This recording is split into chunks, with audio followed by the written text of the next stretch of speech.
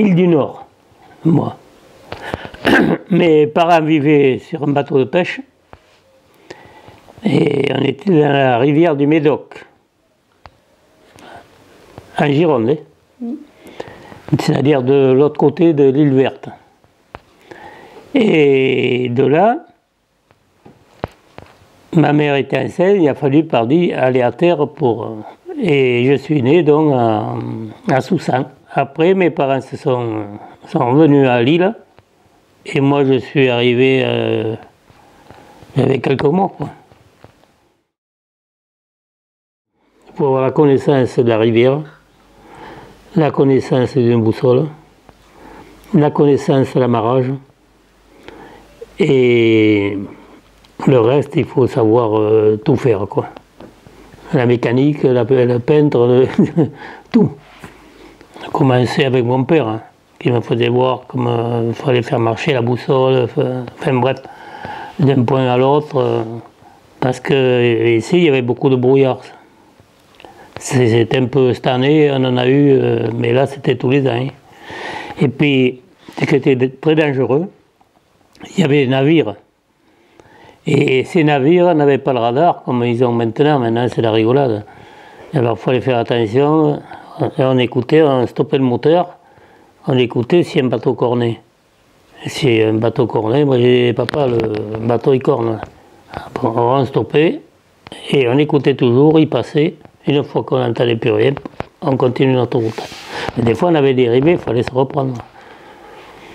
Ouais, c'était, disons, tout l'hiver, c'était comme ça, quoi. Heureusement qu'on ne naviguait pas trop.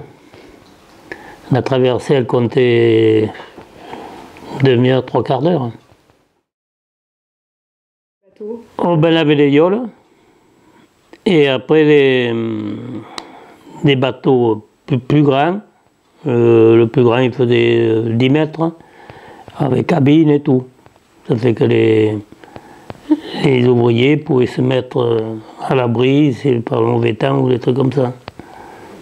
C'était souvent, on ne le voit plus mais maintenant, autrement.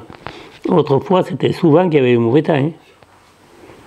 Alors, le marin, ben, il attendait. Hein. Et les ouvriers, ça a été souvent qu'ils restaient à l'île.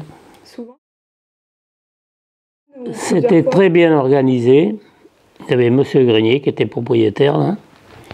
Et tous les ouvriers, il y avait 6 familles là où j'étais.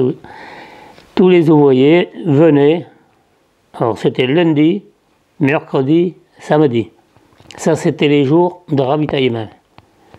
Alors ils portaient un papier avec bon, des épiceries, la viande, enfin, le pain, etc. Et bien, le patron, il marquait ça et il donnait ça au marin. C'était le marin qui était responsable des ravitaillements. Et de là, le marin allait au régalé. Et il y avait bien sûr des... Comment dirais-je? Le boulanger se déplaçait. L'épicier s'est déplacé, enfin c'était très bien organisé. Alors il donnait toutes ses commandes et il payait qu'à la fin du mois. Mais le patron, le propriétaire, lui il payait. Et il retenait sur les salaires des ouvriers et comme ça il n'y avait pas de problème. Tout le monde était payé et tout le monde était content.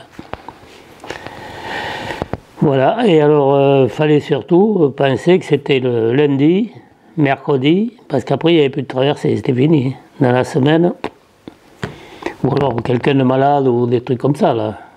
Et encore le docteur, il venait tous les mois, il y avait un docteur qui faisait les îles, il faisait que ça.